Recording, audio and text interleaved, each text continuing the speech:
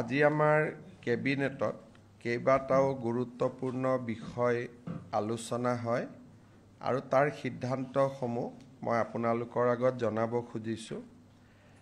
অসম চৰকাৰে প্ৰাইভেট স্কুলবিলাকৰ fees regulate কৰে, কিন্তু প্ৰাইভেট স্কুলবিলাকৰ ফিজ ৰেগুলেট কৰা যিখন আমাৰ আইন আছিল, Assam non government educational institute regulation of fees act, ইয়াতে আমি মাইনৰিটি ৰান ইনষ্টিটিউটবিলাকক আউটাৰ বাহিৰত ৰাখিছিলোঁ।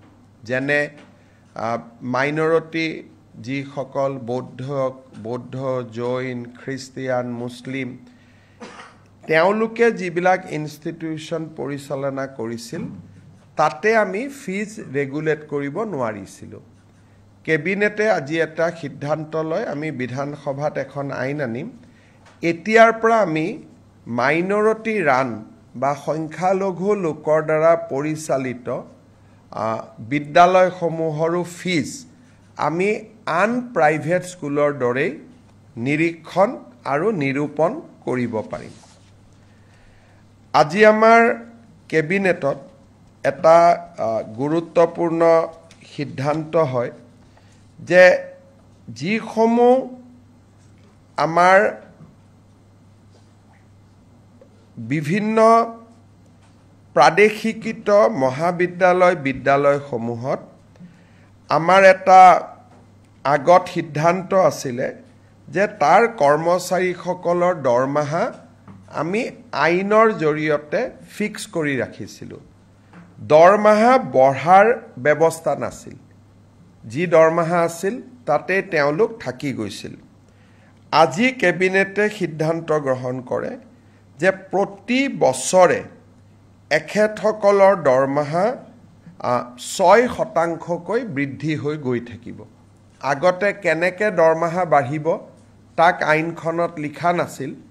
এতিয়াৰ পৰা প্ৰাদেশিকৃত বিদ্যালয়ৰ কৰ্মচাৰীসকল, তৃতীয় আৰু চতুৰ্থ বৰ্গৰ কৰ্মচাৰীসকলৰ দৰমহা প্ৰতি বছৰে 6% ইনক্ৰিমেণ্ট পাই গৈ থাকিব। আজি আমাৰ কেবিনেটত আগতেও মই ঘোষণা কৰিছিলোঁ, আমাৰ যিবিলাক ধুবুৰী, চাউথ চালমাৰাৰ দৰে জিঅ'গ্ৰাফিকেলি ডিজএডভান্টেজ স্থানত শিক্ষকতা কৰে, তেওঁলোকে আগতে বদলি হ'বৰ কাৰণে আইনমতে অতি কমেও 12 বছৰ শিক্ষকতা কৰিব লাগিছিল। আজি আমি আগৰ প্ৰতিশ্ৰুতি অনুসৰি বিধানসভাত আইনৰ সংশোধনী আহিব। এতিয়া ছোৱালী বা মহিলা শিক্ষয়িত্ৰীয়ে 5 বছৰ কাম কৰিলেই ট্ৰান্সফাৰৰ বাবে উপযোগ্য হ'ব আৰু পুৰুষ শিক্ষক 7 বছৰ কাম কৰিলে ট্ৰান্সফাৰৰ বাবে তেওঁলোক উপযুক্ত হ'ব। এই আইনখন সংশোধনীৰ বাবে আজি কেবিনেটে অনুমোদন জনায়।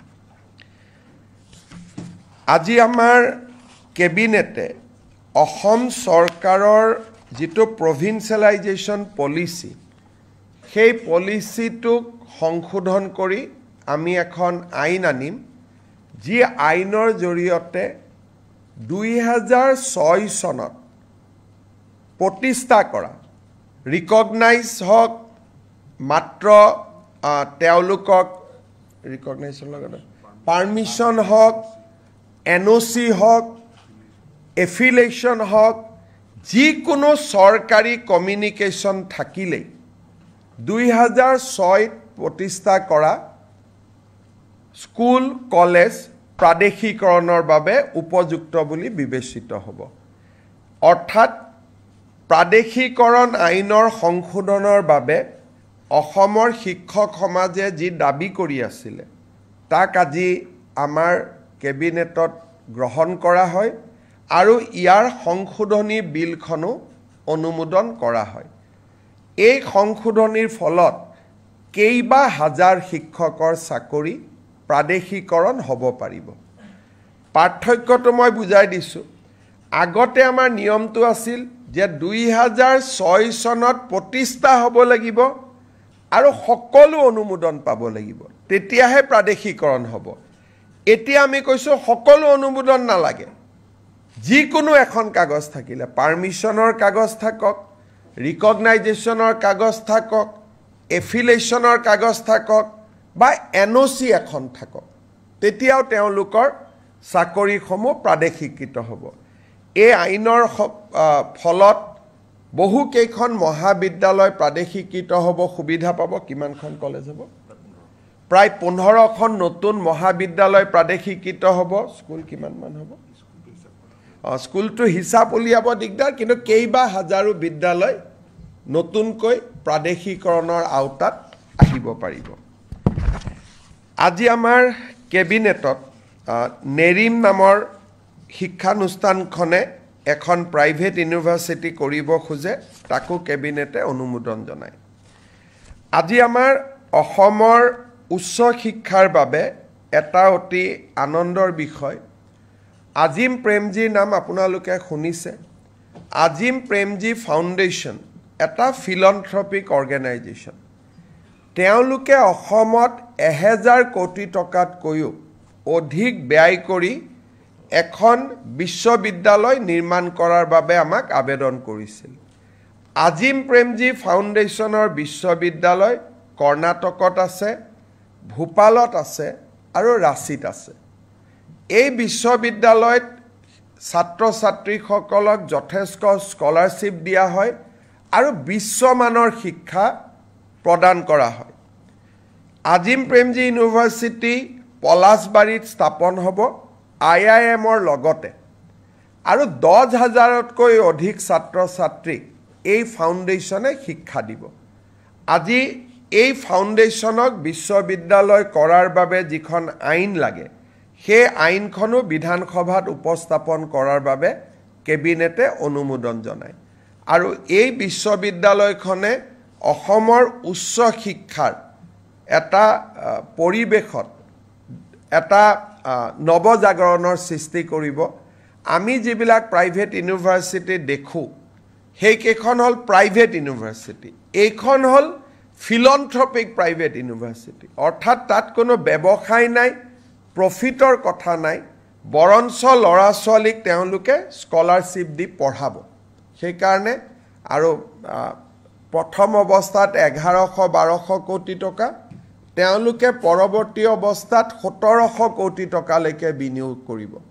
তাত স্কুলো বনাব, তেওঁলোকে হস্পিটালো বনাব। এটা ডাঙৰ পৰিৱৰ্তন আহিব, IIMৰ লগতে হ'ব। পলাশবাৰী ৰাইজৰ বাবেও এটা আনন্দৰ বাতৰি, অসমৰ ৰাইজৰ বাবেও এটা আনন্দৰ বাতৰি।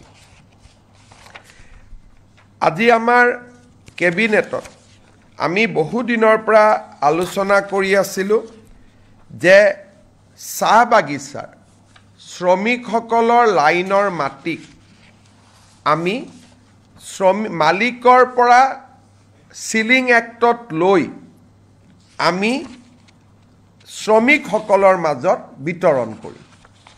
আজি কেবিনেটে অনুমোদন জনায় যে অসমৰ চাহ বাগিচাৰ লেবাৰ লাইনৰ মাটি চিলিং আইনৰ অধীনত আমি চৰকাৰীকৰণ কৰিম, আৰু এক্টতে লিখা থাকিব যে চৰকাৰীকৰণ কৰাৰ লগে লগে এই মাটি শ্ৰমিকসকলক আবণ্টন কৰা হ'ব।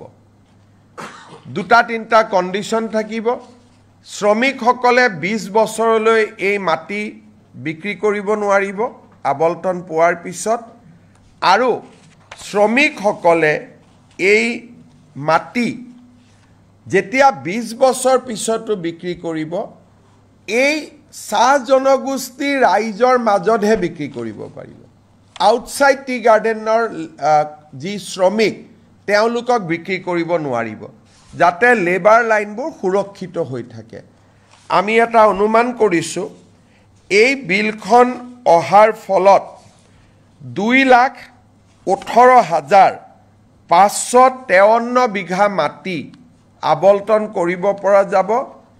3,33,486টা পৰিয়াল এই সিদ্ধান্তৰ দ্বাৰা উপকৃত হ'ব অৰ্থাৎ এতিয়াৰ পৰা শ্ৰমিকৰ লেবাৰ লাইনৰ মাটিৰ মালিক শ্ৰমিকসকল হ'ব টি গাৰ্ডেনৰ মেনেজমেণ্ট মালিক হ'ব নোৱাৰিব তেওঁলোকৰ পৰা আমি সিলিঙত মাটি লৈ ল'ম সিলিং এক্টৰ সংশোধনীৰ বাবে প্ৰস্তাৱ কৰা আইনখন আজি কেবিনেটে অনুমোদন কৰে আৰু অসম বিধানসভাত 25 তাৰিখে এই আইনখন আমি উপস্থাপন কৰিম অসমৰ চাহ বাগিচাৰ শ্ৰমিকৰ বাবে এটা ঐতিহাসিক মুহূৰ্ত হ'ব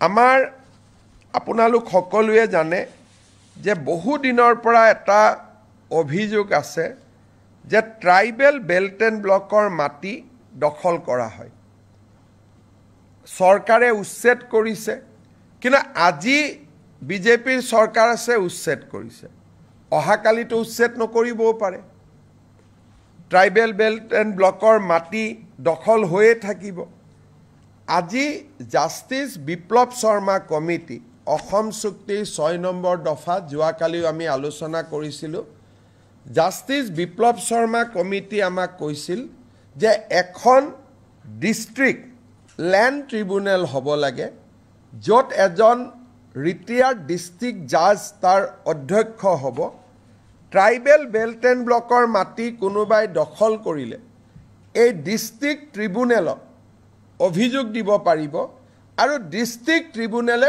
উচ্ছেদৰ অনুমতি দিব পাৰিব এতিয়া বহুত সময়ত ডিসিক কয় ডিসি একো নকৰে এসডিসি কয় এসডিসি একো নকৰে এতিয়া গোটেই ব্যৱস্থাটো ডিস্ট্ৰিক্ট ট্ৰাইব্যুনেললৈকে গুচি যাব যিজন এজন জাজে অধ্যক্ষতা কৰিব আৰু ট্ৰিব্যুনেলৰ সিদ্ধান্ত মতে জিলা আৰক্ষী আৰু জিলা প্ৰশাসনে মানিবৰ কাৰণে বাধ্য হ'ব আৰু এই ট্ৰিব্যুনেলখনক আমি আদালতৰ মৰ্যাদা প্ৰদান কৰিম এই ৰিকমেণ্ডেশ্যনটো জাষ্টিস বিপ্লৱ শৰ্মা কমিটিটো আছিলে আৰু আমি যেহেতু এই বছৰ জাষ্টিস বিপ্লৱ শৰ্মা কমিটিৰ প্ৰতিবেদন এটা এটাকৈ আমি আগবঢ়াই লৈ গৈছোঁ এই আইনখনো আমাৰ বিধানসভাত 25 তাৰিখে ৰাজহ মন্ত্ৰী কেশৱ মহন্ত ডাঙৰীয়াই উপস্থাপন কৰিব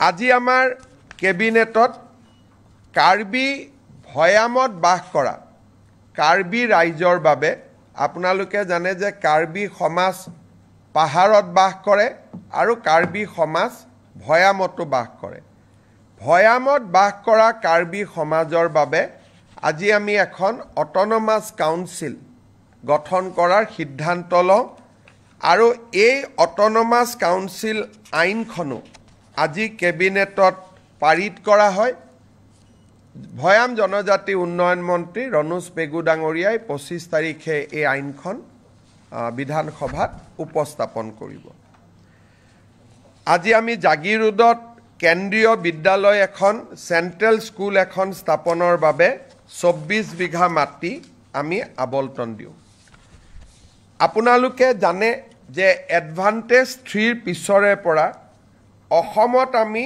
উদ্যোগীকৰণৰ দিশটোক গুৰুত্বপূৰ্ণ হিচাপে লৈছোঁ আৰু আমি কাম কৰি গৈছোঁ এটা সেক্টৰ আছে সেয়া হৈছে আপোনালোকে জানে যে ইণ্ডিগো চলিছে এয়াৰ ইণ্ডিয়া চলিছে ডাঙৰ ডাঙৰ স্পাইচ জেট বিমানবিলাক আমাৰ ইয়াত আহে আৰু আমাৰ ইয়াত গুচি যায় কিন্তু এই বিমানবিলাক মেইনটেইন কৰা হয় ইঞ্জিনিয়াৰিং কৰা হয় সাৰ্ভিসিং কৰা হয় ই এটা ডাঙৰ ইণ্ডাষ্ট্ৰী যাক নেকি এমআৰও বুলি কোৱা হয় মেইনটেনেন্স ৰিপেয়াৰ এণ্ড অভাৰহল এই উদ্যোগটো আমাৰ অসমত নাছিলে বিমানবিলাক আমি বিমান দেখো কিন্তু বেয়া হলে আমাৰ ইয়াত ঠিক নহয় বা সাৰ্ভিসিং নহয় গাড়ী যেনেকৈ সাৰ্ভিসিং সেন্টাৰ আছে বিমানৰো সাৰ্ভিসিং সেন্টাৰ আছে আৰু ই বহুত এমপ্লয়মেন্ট দিয়ে আজি আমাৰ কেবিনেটত maintenance repair overhaul policy of Assam 2025 অনুমোদন কৰা হয় অসমত 7টা এয়াৰপোৰ্ট আছে আমি চেষ্টা কৰিম যাতে 7টা এমআৰও আমি আনিব পাৰোঁ আৰু ই আমাৰ থলুৱা যুৱক যুৱতীৰ নিযুক্তিৰ নতুন ৰাস্তা এটা মুকলি কৰি দিব আৰু এভিয়েশ্যন ইণ্ডাষ্ট্ৰিটো অসমত নতুন কৰি গঢ় লৈ উঠাত সহায় কৰিব আজি কেবিনেটত 10,000 কোটি টকাৰ ওপৰত যদি কোনোবাই বিনিয়োগ কৰিব খোজে তাৰ বিভিন্ন ইনচেন্টিভ আদি দিবৰ বাবে মুখ্যমন্ত্ৰীৰ অধ্যক্ষতাত এখন কমিটি নিৰ্মাণ কৰা হয় আমাৰ কেবিনেটত কেইখনমান আৰু বিল আহিব অসম জনবিশ্বাস আইন আমাৰ আসাম ফায়াৰ ইমাৰ্জেন্সি সাৰ্ভিস বিল তাকো কেবিনেটে আজি অনুমোদন জনায় এইবাৰ প্ৰায় 25খনতকৈ অধিক বিল কেবিনেটত আহিব আৰু এটা ইয়াৰ লগত দুখন আৰু বিল আহিব আমাৰ আহতগুৰিত যেটো মহৰ যুঁজ হয় তাক যোৱাবাৰ হাইকোৰ্টে বন্ধ কৰি দিছিলে আৰু মহৰ যুঁজখন যোৱাবাৰ নহলগৈ হাইকোৰ্টে কৈছিল যে আপোনালোকে আইন এমেন্ড কৰিব লাগিব এতিয়া আমি অসমত prevention of cruelty to animal আইনখন এমেন্ডমেন্ট কৰাৰ বাবে সিদ্ধান্ত লৈছো যাতে আহতগুৰিৰ মহ যুঁজখনক আইনৰ স্বীকৃতি দিয়া হয় অকল আহতগুৰিয়ে নহয় লগত যিমান মহৰ যুঁজ হয় এই মহৰ যুঁজখনক ক্ৰুৱেলিটিৰ ডেফিনেশ্যনৰ পৰা আমি বাহিৰত আনিব খুজিছো যাৰ ফলত আমি ভাবো এইবাৰ মাঘ বিহুত নহব অহাবাৰলৈকে অন্তত আমি সদায় যেটো পৰম্পৰাগত মহ যুঁজ তাক আমি দেখা পাব পাৰিম শেষত আপোনালোকে জানে যে জালিকাটু আদি আইনৰ দ্বাৰাই অনুমোদন দিয়া হৈছিল জালিকাটু আমি আইন কৰা নাছিলো কাৰণে বাৰে বাৰে আমাক হাইকোৰ্টে বাধা দি আছিল সেই কাৰণে আমি বিধানসভাত আইনখন আনিম আৰু আইনৰ জৰিয়তে মহ যুঁজটোক আমি আনুষ্ঠানিক স্বীকৃতি দিম এতিয়া মই শেষত এটা আপোনালোকক কথা ক'ব খুজিছো 1983 চনত যেতিয়া অসমত ভয়ংকৰ অশান্তি হৈছিল সংঘৰ্ষ হৈছিল 2000তকৈও অধিক লোকৰ মৃত্যু হৈছিল তেতিয়া চৰকাৰে তিৱাৰী কমিছন গঠন কৰিছিল আৰু তিৱাৰী কমিছনৰ প্ৰতিবেদনখন মুখ্যমন্ত্ৰী প্ৰফুল্ল কুমাৰ মহন্তই যদিও সদনত পেশ কৰিছিল তাৰ কপি কাকো নিদিয়াকৈ ইস্যুটো শেষ কৰি থোৱা হৈছিল 25 তাৰিখে আমি সদনৰ সকলো বিধায়কক আমি তিৱাৰী কমিছনৰ ৰিপৰ্ট বিতৰণ কৰিম সদৌ অসম ছাত্ৰ সন্থাই আমাক কৈছিল যে তিৱাৰী কমিছনৰ ৰিপৰ্টটো আপোনালোকে দিয়ক তাত আমাৰ কোনো আপত্তি নাই কিন্তু সেই সময়ত আন্দোলনকাৰীসকলে তেওঁলোকৰ নিজস্ব প্ৰচেষ্টাত মেহতা কমিছন এখন গঠন কৰিছিল চৰকাৰে কৰিছিল তিৱাৰী কমিছন মুক্তি যুঁজাৰু সন্মিলনৰ দ্বাৰা মেহতা কমিছন কৰা হৈছিল আৰু এই মেহতা কমিছনৰ মেম্বাৰ আছিল Shri T U. Mehta retired chief justice Himachal high court Ganesh Chandra Phukan আমাৰ ৰিটায়াৰ্ড আই.এছ. অফিচাৰ আৰু কটন কলেজৰ অধ্যক্ষ ৰাইহান শাহ চৰকাৰৰ পক্ষত বা চৰকাৰে কৰা আয়োগ আছিল তিৱাৰী কমিটি ছাত্ৰ সন্থা আৰু গণসংগ্ৰাম পৰিষদে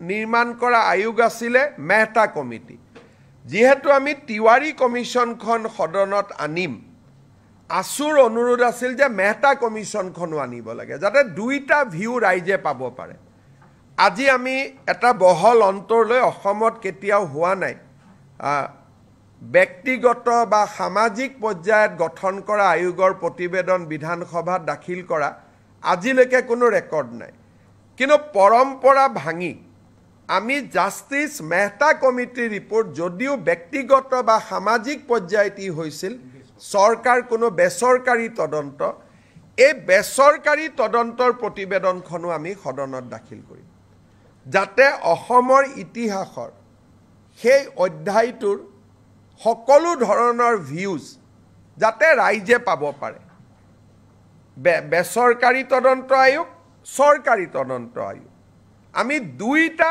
সদনৰ মজিয়াত দাখিল কৰিম বিশেষকৈ ৰিচাৰ্চ ষ্টুডেণ্ট গৱেষণাৰ ষ্টুডেণ্ট অসম আন্দোলনক লৈ গৱেষণা কৰিব খোজা ৰিচাৰ্চ কৰিব খোজা জানিব খোজা এই সকলো ব্যক্তিৰ কাৰণে দুইখন কমিটিৰ ৰিপৰ্ট থাকিলে তেওঁলোকে এই এটা সম্যক ধাৰণা ল'বলৈ সুবিধা পাব তেতিয়াও এটা বিতৰ্ক হৈছিল সেই সময়তে প্ৰফুল্ল মহন্ত চৰকাৰ থাকোঁতে এইটো অনুৰোধ আছিল যে তিৱাৰীখন দিলে যদি মেহতাখন কিয় দিয়া নাই আমি সিদ্ধান্ত ল'লোঁ যে আমি দুইটা ৰিপৰ্ট আমি সদনক দিম সেই ফালৰ পৰা আজি এখন ঐতিহাসিক সিদ্ধান্ত এটা অসম কেবিনেটত গঠন কৰা হয় আপোনালোকে কিবা প্ৰশ্ন সোধাৰ আগতে মই এটা আপোনালোকক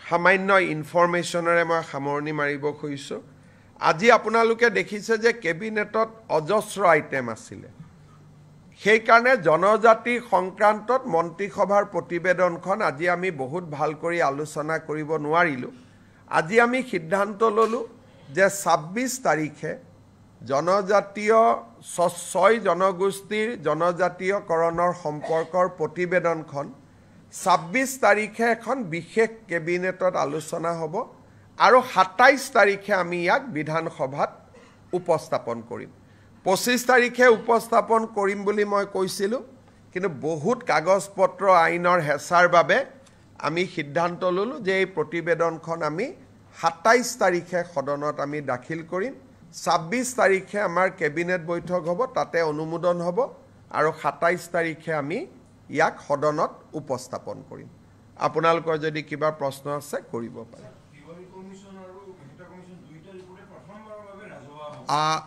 চক যদি টেকনিক্যালি সোধে হয়তো দুইটা ৰিপৰ্টে ৰাজহুৱা হৈছিলে কিন্তু আছুৱেও কপি বনাই কাকো দিব পৰা নাছিল মহন্ত ডাঙৰীয়ায়ো কাকো দিব পৰা নাছিল টেকনিক্যালি উপস্থাপন হৈছিল এইবাৰ দুইখন বহল ভিত্তিত ৰাইজে দেখিব পাব মেহতা কমিশ্যনটো এছেম্বলিত দিয়াৰ কথাই নাই এখন বেচৰকাৰী আছিলে তিৱাৰী কমিটিৰ ৰিপৰ্ট দিছিলে কিন্তু এটা কপি অকল স্পিকাৰৰ হাতত আছিলে আৰু মেম্বাৰে পোৱা নাছিলে এইবাৰ সকলোৱে পাব আৰু আপোনালোককো আমি কপি দি দিম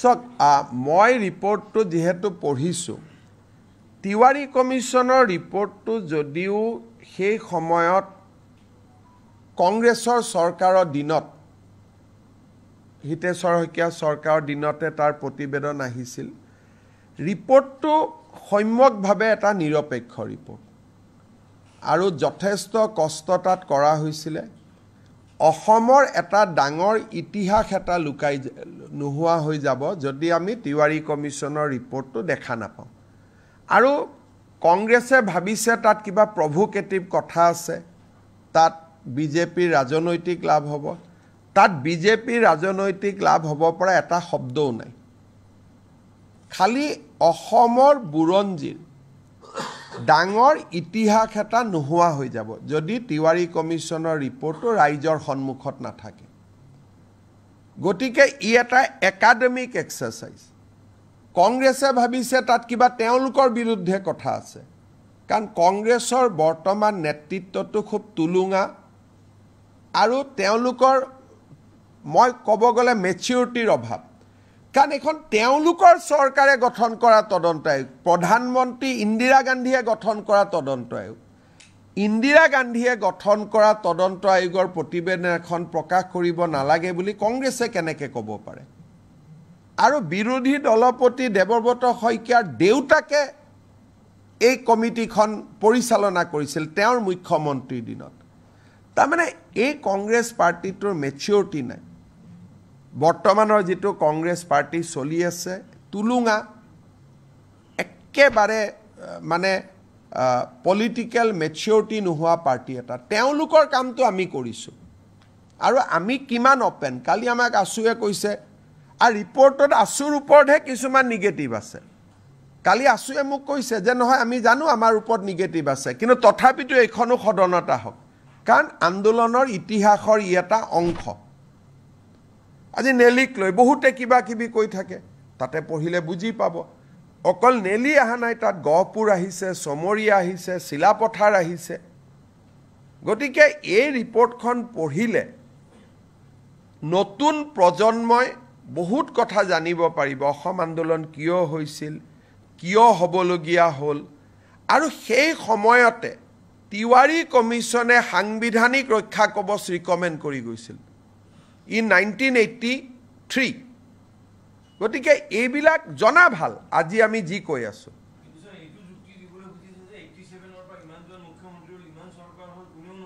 হিমন্ত বিশ্ব শৰ্মা সকলো কামতে ব্যতিক্ৰম নাই। টাটা ছেমি কণ্ডাক্টৰ বেলেগ কোন মুখ্যমন্ত্ৰীয়ে কৰিলে?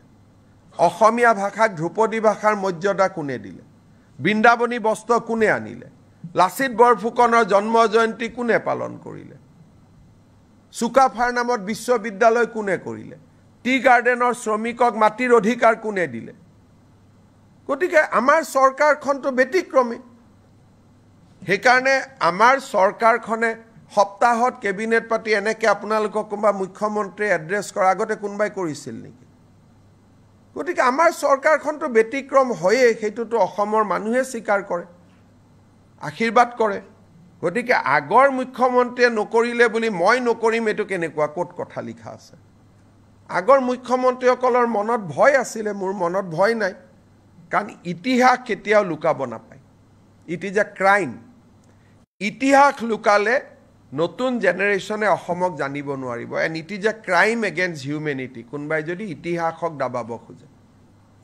আৰু বিধানসভাৰ লাইব্ৰেৰীত ইয়াৰ কপি এটা আছেও, আজিও আছে। এনেকুৱা নহয় যে কপিটো নাই। প্ৰফুল্ল মহন্ত ডাঙৰীয়াই যিটো কপি সদনত দিলে, স্পীকাৰে নি আলমাৰীত থৈ দিছে বিধানসভাৰ লাইব্ৰেৰীত, আজিও আপোনালোকে চাব পাৰে। গতিকে এইটো কোনো সিক্ৰেট ডকুমেণ্টটো নহয়।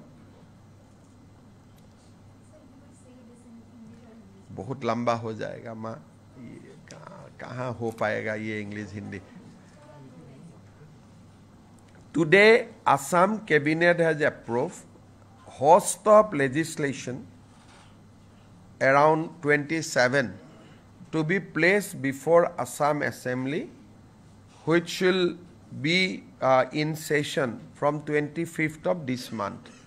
This include a provision for handing over tea garden labor colonies land to the tea garden laborers, School Provincialization Act, relaxation of Animal Cruelty Act to provide a facility for buffalo fight like Jalakattu. All these legislation will be placed before the assembly, including a new policy for MRO. Along with this legislation, we are also going to place the Tiwari Commission report, which was constituted in 1983 to investigate the region of violence that has erupted in the state in the year 2083, which has witnessed death over 3,000 citizens.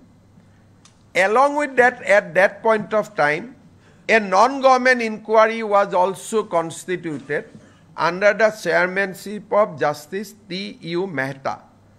Government of Assam going to lay both the report of the commission constituted by Government of Assam, the report of the commission constituted by the agitationists of that point of time, so that the people of Assam, new generation scholars, can study the root cause of Assam agitation and various issues surrounding the identity issue of Assamese people.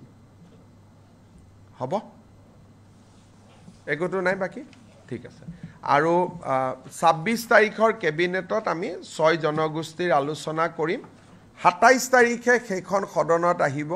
মই 25 বুলি কৈছিলোঁ, 2টা দিন দেৰি হ'ল, কাৰণ ইমান কামৰ মাজত কৰবাত কিবা খেলিমেলি যাতে থাকি নাযায়, সেইকাৰণে 2টা দিন আমি বেছিকৈ লৈছোঁ। লাভ জেহাদৰ বিলখনো আলোচনাত আছে, কিন্তু এইবাৰ হ'বনে নহ'ব মোৰ ডাউট আছে।